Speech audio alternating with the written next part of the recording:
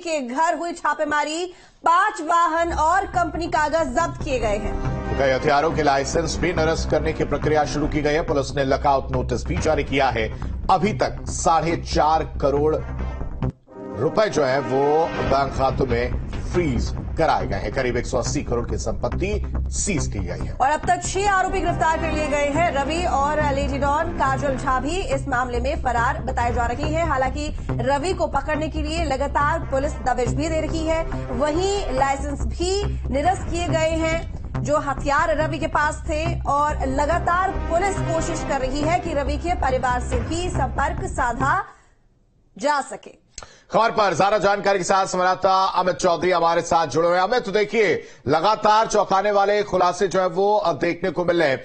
रवि काना की तलाश तेज है और इन सब के बीच जो नाम निकलकर सामने आया वो मुनीम का। आखिर ये मुनीम की क्या हिस्ट्री है और कैसे ये रवि के साथ मिलकर काम करता था, जरा बताइएगा।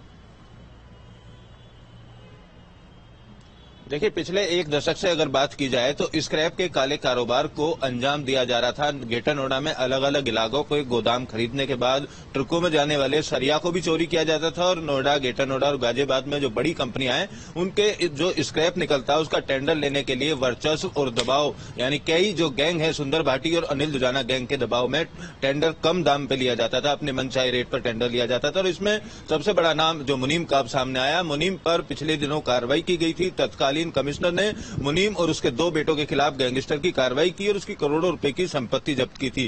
गिरफ्तारी से डर कर वो दुबई में छिपा हुआ है, ऐसी जानकारी निकलकर सामने आ रही है। और मुनीम और रवि नागर की अगर बात की जाए, जिस पर अब कार्रवाई की जा रही है, दोनों के बीच 36 का आंकड़ा था, क्योंकि मुनीम सुंदर भाटी गैंग के लिए काम किया करता था और अगर रवि नागर की बात की जाए तो अनिल दुजाना के लिए काम किया करता था। लेकिन जिस तरीके से मुनीम पर पिछले दिनों कार्रवाई हुई उसके बाद अब सूत्र इस बात की पुष्टि कर रहे हैं कि मुनीम और रवि दोनों एक साथ मिलकर काम कर रहे हैं और मुनीम दुबई में रहकर काम कर रहा है। दोनों के बीच में 15-15 दिन को लेकर डील हुई है। 15 दिन स्क्रैप उठाने का काम मुनीम किया करता है, 15 दिन स्क्रैप उठाने का काम रवि नागर किया करता है। फिलहाल रवि नागर की गिरफ्तारी को लेकर या उसके गैंग में जो लेडी डॉन है वो काजल झा, उसकी गिरफ्तारी को लेकर पुलिस तमाम प्रयास कर रही है। 10 आरोपी इस पूरे मामले में अभी फरार बताए जा रहे हैं। एक तरफ लाइसेंस कैंसिल करने की भी बात की जा रही है और 2 गोदाम जो अभी तक सील किए गए हैं वो करीब 100 करोड़ रुपए के आसपास के बताए जा रहे हैं। एक कोठी दिल्ली में सील की गई है, उस कोठी की कीमत 80 करोड़ रुपए बताई जा रही है और अन्य जो संपत्ति इस पूरे साम्राज्य से इन लोगों ने इकट्ठा की है उस संपत्ति की भी जांच की जा रही है। वहीं दोनों के बीच, रवि और मुनीम की अगर बात की जाए तो दोनों के बीच संबंध क्या है उसको लेकर भी जांच तेज कर दी गई है, क्योंकि पिछले दिनों ताबड़तोड़ कार्रवाई जुड़ी हुई है, क्योंकि काजल के लिए भी दबिश दे रही है पुलिस, वो भी फरार चल रही है।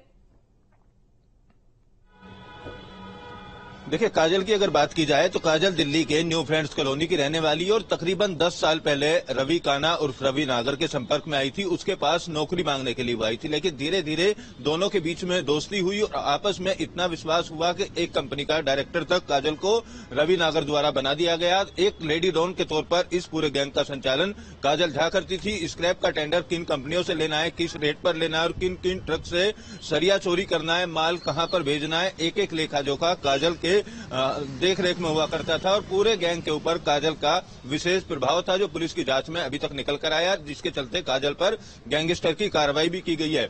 उसी का आधार कार्ड जिस कोठी पर दिल्ली की न्यू फ्रेंड्स कॉलोनी पर बना हुआ था उस कोठी को भी जब्त करने की कार्रवाई की है। वहीं से रवि नागर का आपका तमाम जानकारी के लिए। तो पुलिस लगातार दबिश दे रही है। सबसे बड़ी बात कि अब तक कई लोगों की गिरफ्तारी हो चुकी है, लेकिन अभी भी इस मामले में और भी कई